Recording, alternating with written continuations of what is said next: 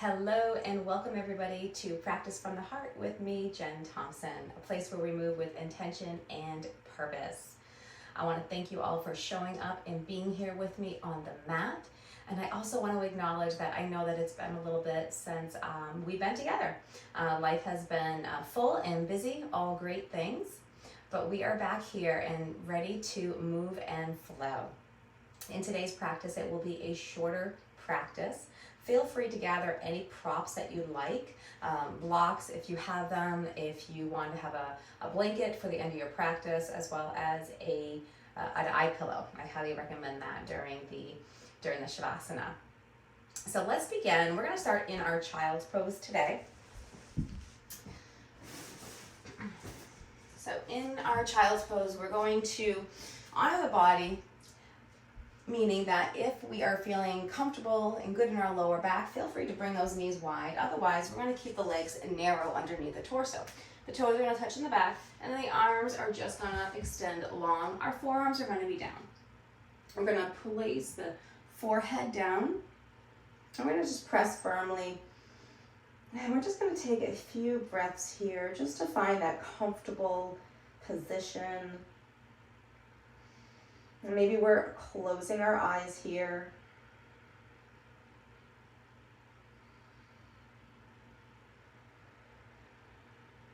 And now let's bring some attention to the breath. Letting the breath ground us and calm us.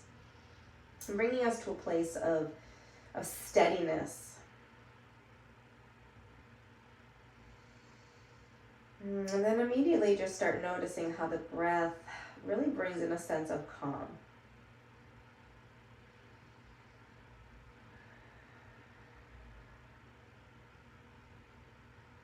Noticing how that breath brings us a different shift in energy. Our energy more grounding here.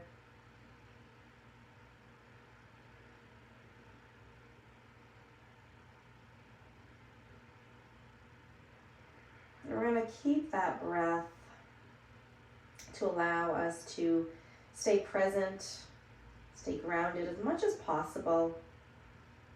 While we move and flow today, there may be thoughts that arise. Let's do our best today to just notice the thoughts. As they come up, we acknowledge them, and then we just move them aside.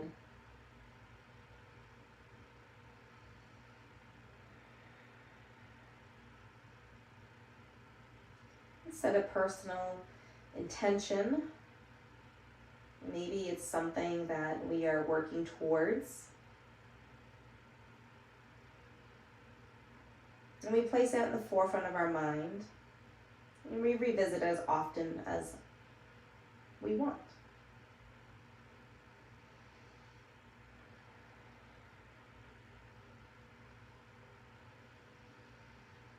Let's start to bring in some movement. So we'll just inhale, lift our eye gaze up, the elbows come up, and then walk the hands off the right side of our mat. And then lower down, exhale, breathing into that left lung. We're going to inhale, walk the hands center, walk them off to the left side, and then exhale down, opening up the right side of the body.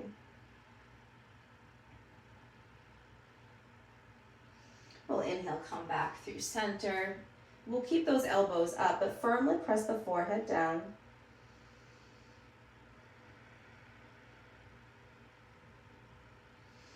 Inhale, we'll rise into our all fours. So the knees are directly underneath the hips and the hands are directly underneath our shoulders. Just take a moment to settle in here, press to the fingertips. Engaging the whole core, so finding that nice sturdiness in the abdominal region. Eye gaze is just forward over the short edge of our mat. We're rolling through our spine, hydrating through the spine. Inhale. And as we exhale, curl in. We allow the tailbone to drop along with the crown of the head towards the earth. Now we're going to inhale, big inhale, lower the belly, lift the tailbone, bring that heart right through our shoulders. Cow pose. We exhale, back into cat. As we exhale into cat, thinking about making a rainbow type shape with our belly. Inhale, come forward. Again, pressing the palms firmly into the ground. Exhale. And inhale. So keep that flow of energy. So the purpose of these two poses, linking them together, is to bring some hydration to that spinal column. Lubricate between the vertebrae, caring for that spine.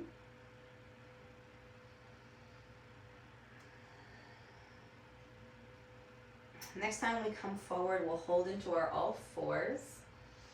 And then from here, we're just going to take a little lateral flexion in this all fours position. So peek over your right shoulder, the hip goes to the left.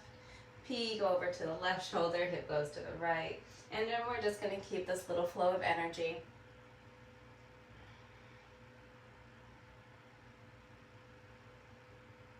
We'll do one more on each side. We'll just even off.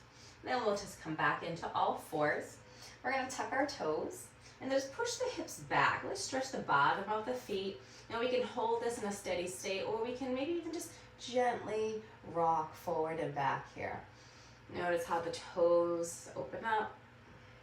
Breathe into the spaces between each toe. And then we'll just hold. And we're going to send our hips up high to downward facing dog. And when we come into downward facing dog, keep those hips elevated, the feet are hips width apart, hands are shoulder width apart, and just take a gentle pedal. Just bring some breath and awareness into the back of the hamstrings.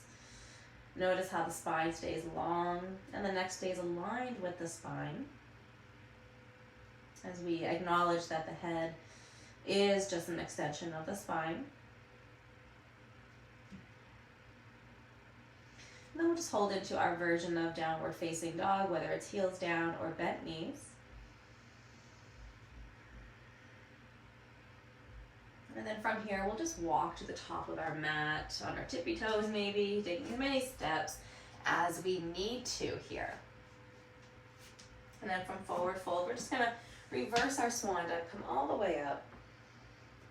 Our palms are gonna come together and we're just gonna bow in honor of our practice ahead. Inhale, sweep the arms. Exhale, forward fold with bent knees, short levers here. We're just gonna come into that half lift. Hands can be on the shins if you prefer. You can also have a block underneath your hands as well. We'll come back down into forward fold, stepping back into kneeling. And then shift the body forward. Allow the body to come all the way down. Our hands are going to remain underneath our shoulders. Coming into our first cobra pose. So we're going to lift and peel the chest off the ground. As we do so, the pinky toes are towards the mat, the kneecaps are lifted, contracting through the quads and the glutes and the hips. So the purpose of this here, when we contract that, we're strengthening that lower back and we're protecting it through this compression. We'll float back down, relax everything. Let's come back into cobra. Exhale, float back down. Inhale, we'll lift. Exhale, we'll lower. One more time. It's not a very big lift, just bring a little bit of compression. Exhale, we'll lower. Let's push ourselves up and rock those hips back. So this right here, this child's pose, should feel really good in that lower back.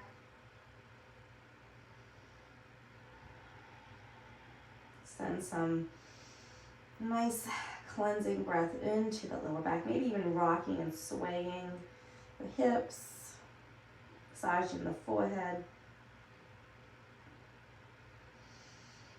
And then we'll just find that steadiness. And then from here, we're going to step that right foot forward. And we're gonna plant it down, knee over ankle, coming into our low lunge. So the low lunge, the hip points are facing towards that sky. And we can keep the fingers reaching towards the sky, or we can take different arms, right? We can maybe take, we feel gold arms, maybe we have prayer hands, maybe we have our hands behind our back, adding a little bit of chest expansion. So maybe just experimenting with what our arms would like to be tonight.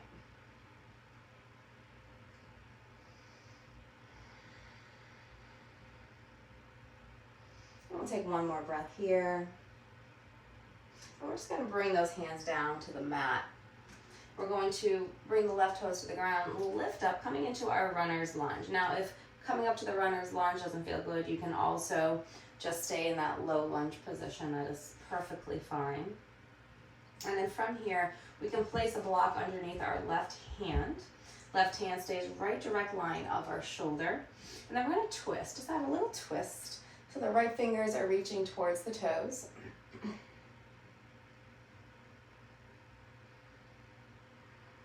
So we're just sending some breath into the ribs, the belly area, giving those internal organs just a little massage, a little squeeze, help aid in our digestion, which also improves our immune system. We're going to bring that right hand back down. We can take that block and just push it off to the side. And then we're just going to come up after we plant that back foot on the 45, coming into that warrior one. So same thing, play with the arms, experiment with the arms, fingers reaching towards the sky, feel gold arms, prayer hands, namaskar, or maybe some chest expansion.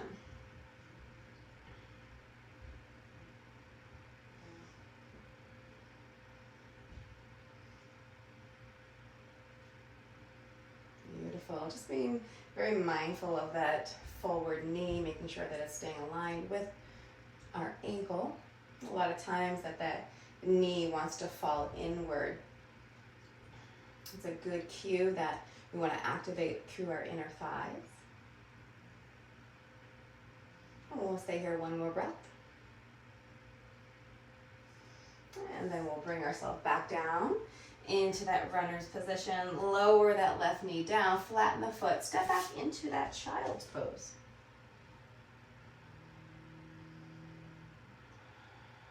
We'll take one more cycle of breath here. And we'll inhale, we'll lift up. Now we're going to step that left foot forward, right between the hands, knee over ankle. And if you prefer, you can keep that back foot flat, or some people like to just point the toes down, whatever feels more comfortable for your foot, for your ankle. And then rising, Anjaneyasana for your low lunge. And if you had one particular arm the last time and you want to keep it on this side, you can, or you can try different arms this time. I think I'm going to do field both arms. And keep reaching out for the crown of the head. Drawing some attention into the pelvic area to find that support in the inner thighs, the right and the left, reaching towards that midline of the body. That's bringing some stability into this pose. One more breath. And then we'll bring ourselves down. And we're going to, now we'll all bring those right toes down and then lifting that right knee up. So charging the leg up, the feet are on their own track. And we can take a block and we can bring it right underneath our right hand. Again, the hand and the shoulder are in that straight line of energy. Now you can certainly stay here. If you want to add that twist, we add that twist. And that was the left fingers reaching towards the thighs. Sky.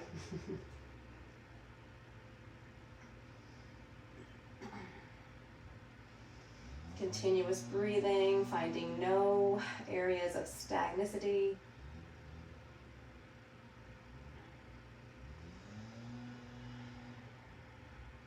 One more breath.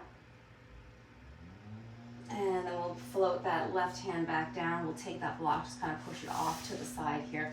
Back foot plants in the 45, and then we prepare to rise for our warrior one. So Virabhadrasana 1. So same thing, knee line with the ankle pointing out towards the toes, activating through the inner thighs, allowing that back leg to be straight and making sure that that knee doesn't fall inward. So really thinking about pushing back. This is like our little kickstand right here. And of course, if you want to choose different arms this side, you can. And then just noticing how the body feels in this shape on this side of the body.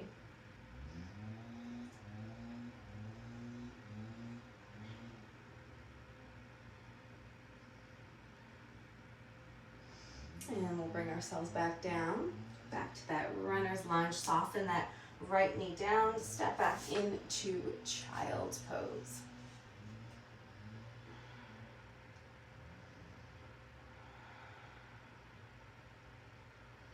And then from child's pose, we'll come into all fours. We're going to cross at our ankles, and we're just going to sit down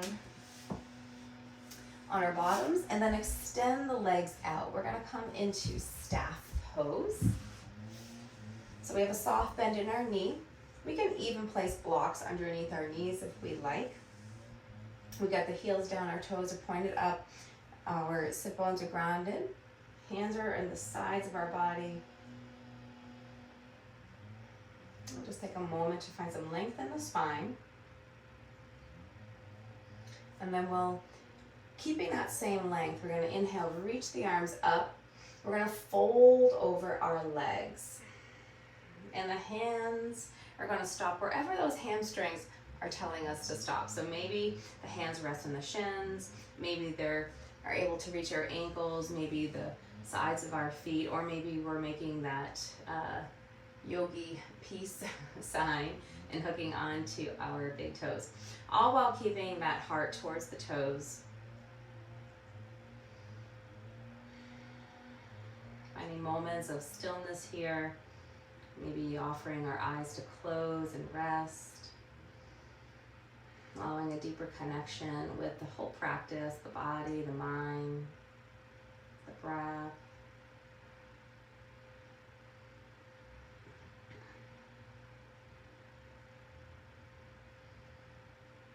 We can start to open our eyes if we chose to close them, and then we can just walk our hands up our legs here. And then we're just going to shift our body, our bums forward. Come on, one elbow at a time.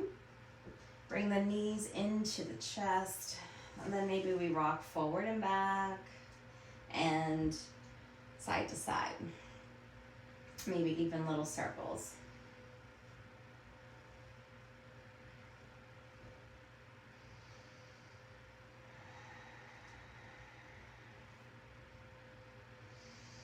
And then from here, we're going to lower our right foot, and we'll cross that left ankle just above that right knee. Gently press on the inside of that left knee. Maybe we stay here, or maybe we lift up that right foot, lift the shoulders, interlace the fingers, keeping our feet in a flexed state, and then maybe rolling through that right ankle, coming into our supine pigeon. And we can hold the supine pigeon, maybe draw the leg a little bit closer to us, or maybe even just rock side to side. Noticing if we're doing that little rock side to side, do we notice as the foot goes more towards the right, how it changes the feeling of this pose? I always find a little bit more activation and expansion. So play with it, experiment with it. And feeling free again here to close your eyes. I'll take a few breaths here.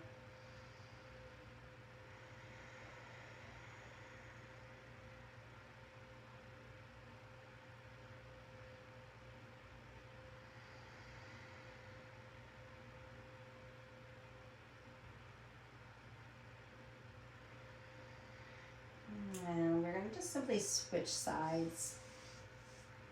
So left foot down, right foot crosses. Take a moment just to settle into the hips, pelvis. Gently press on the inside of the right knee. And we can stay here if we'd like, or lift the shoulders, lift the left foot, reach right through that little window there. Keeping our feet in that flex state, especially that right foot. That's going to help keep the ankle, knee, and hip in a good alignment for safety. We can roll that left ankle if we'd like.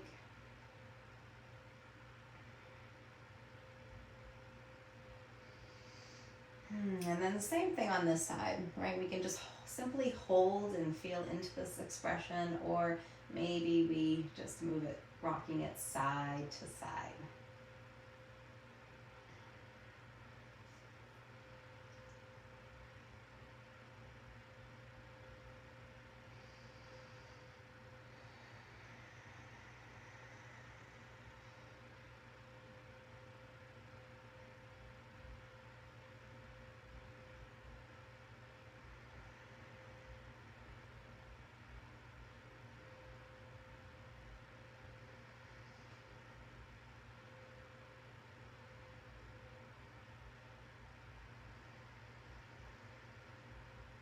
And we'll take one more breath.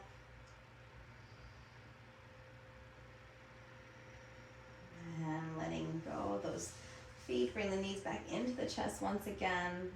Hug the knees in. And then we'll place the feet back down as wide as our mat. Bringing the arms long. And then just windshield wiper the knees side to side, very gentle.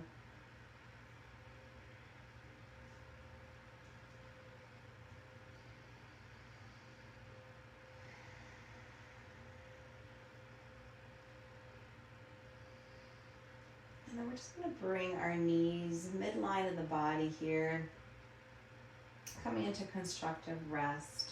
Now the knees aren't necessarily going to touch. Just going to bring our one hand on the belly and one hand on the heart.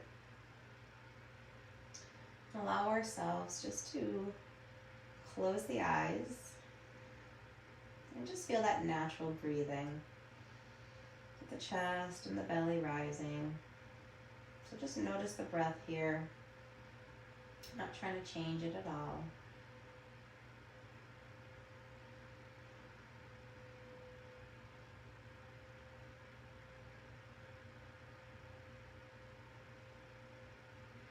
Now as we breathe here, paying some more attention to the belly area. So breathing into that belly space. So noticing now how the hand lifts as the belly expands as we breathe in. And then as we exhale, we notice how the belly lowers.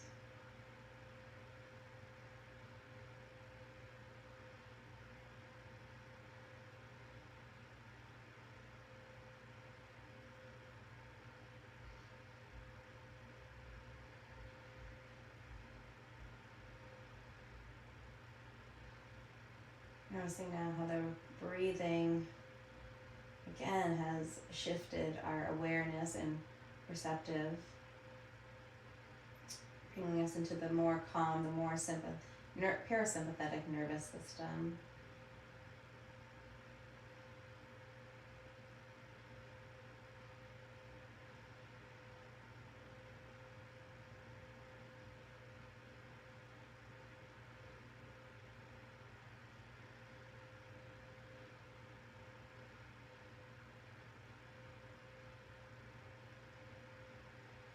We can continue to breathe here. If we'd like to, we can bring our hands along the sides of the body. Maybe we even extend the legs long.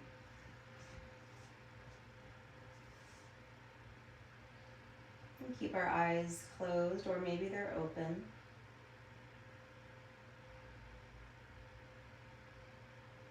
Now you'd like to place a blanket or an eye pillow over your eyes. I invite you all to do so now.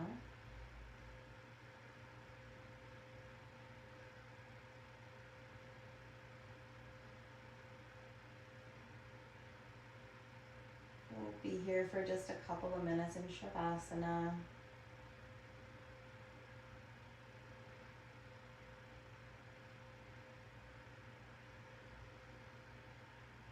So we're softening into a Shavasana,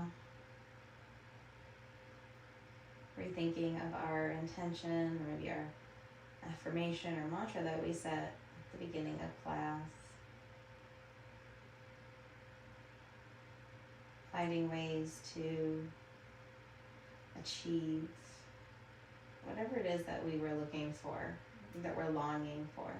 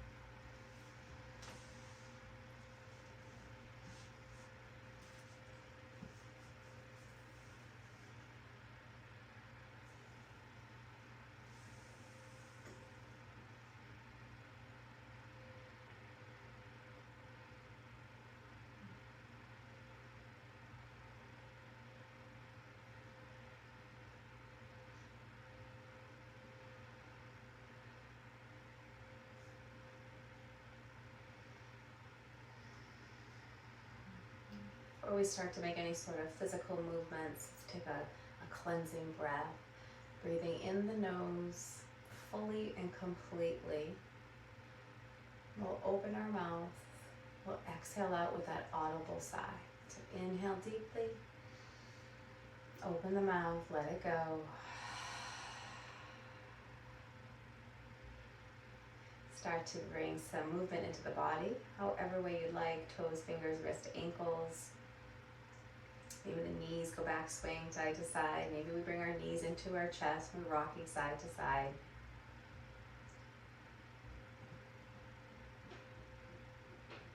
And then we'll make our way up into a seated position. Eyes remaining closed and hands right at our heart space. We'll take a gentle nod to seal in our practice. And a reminder, where our attention goes, our energy flows. And as the divine light in me honors the divine light in each and every one of you. Namaste.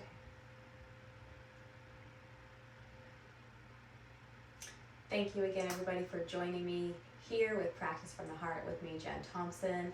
I will see you guys really soon, I promise. Until then, take care of yourself and be well. Take care. Bye now.